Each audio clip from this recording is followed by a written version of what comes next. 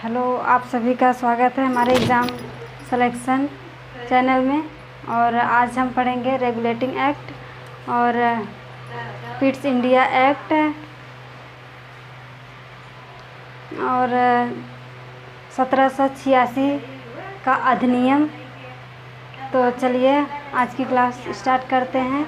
और अगर आप चैनल पर नए हैं तो चैनल को सब्सक्राइब और लाइक शेयर कर दीजिए।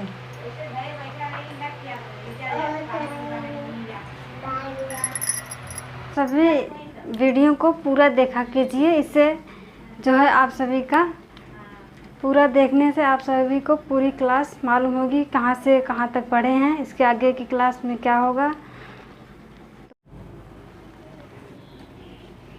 ईस्ट इंडिया कंपनी में हुई क्षति पर रिपोर्ट देने के लिए 1772 ईस्वी में लॉर्ड रनौत ने एक गुप्त समिति के प्रतिवेदन पर 1773 ईस्वी का रेगुलेटिंग एक्ट पारित किया। इसके बाद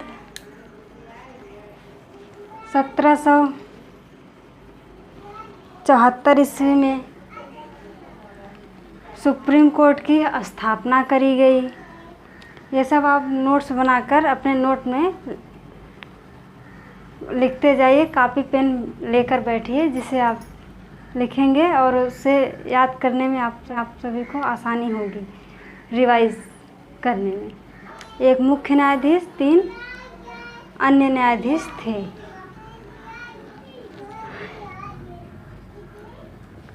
प्रथम न्यायाधीश सर एलिजा इम्पते थे। इसमें प्रथम न्यायाधीश एलिजा इम्पते थे। बंगाल में एक प्रशासक मंडल नियुक्त किया गया। इन कानूनों को लागू करने से पूर्व भारत सचिव का अनुमति लेना अनिवार्य था। बंगाल के गवर्नर को गवर्नर जनरल बना दिया गया। तो बंगाल के गवर्नर को बंगाल का गवर्नर जनरल बना दिया गया इस एक्ट में। और 1773 के रेगुलेटिंग एक्ट के कमियों को दूर करने के लिए पिट्स इंडिया एक्ट लाया गया। इसमें एक नियंत्रक बोर्ड ऑफ कंट्रोलर और इसमें 6 सदस्य। इसके बाद निदेशक, जिसे बोर्ड ऑफ डायरेक्टर कहा गया। नियंत्रक मंडल को राजनैतिक और सेना का कार्यभार संभालने के लिए दिया गया, जिसमें उसे किससे युद्ध करना है, किस देश से मित्रता रखना है, किससे लड़ाई करना है, ये सब बोर्ड ऑफ कंट्रोलर को दिया गया अधिकार। और एक निदेशक था, जिसे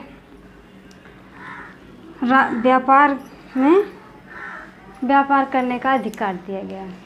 वो व्यापार करता था भारत में। और इनमें सदस्यों की नियुक्ति ब्रिटिश सम्राट द्वारा होती थी। और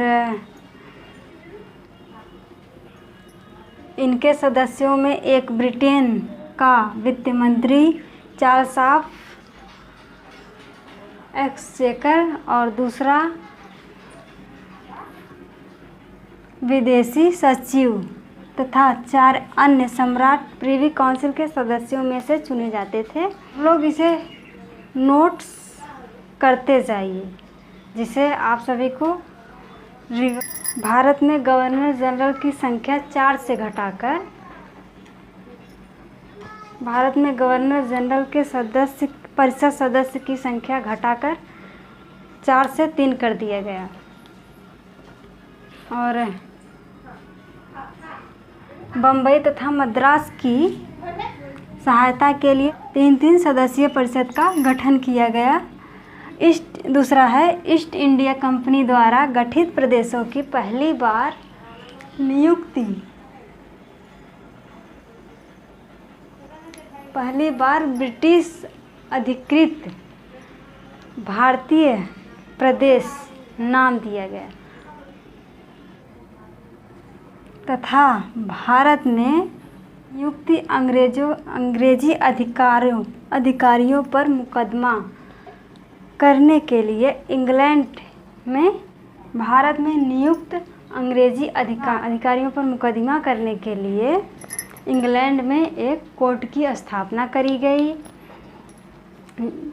जैसे यहाँ अगर कोई अंग्रेजी 1786 का अधिनियम, इसमें गवर्नर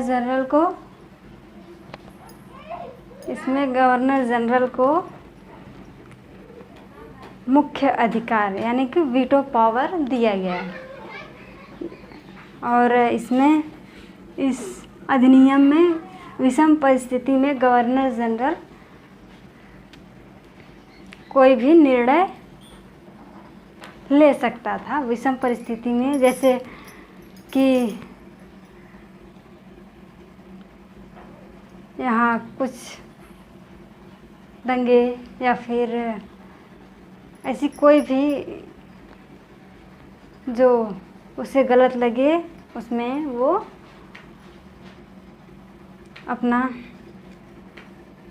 निर्णय ले सकता था। उसमें 1786 ईस्वी के अधिनियम में उसे गवर्नर जनरल को वीटो पावर दिया गया। ये वीटो पावर किस अनुच्छेद में है ये आप सभी बता सकते हैं, कमेंट करके बताइए।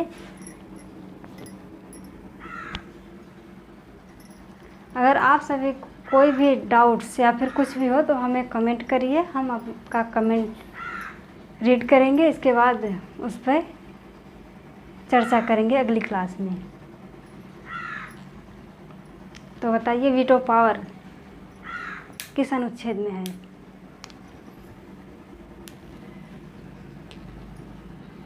अगर नहीं तो अगर आप लोग जानते हैं तो ठीक, नहीं जानते हैं तो चलिए बता रहे हैं आपको। Veto power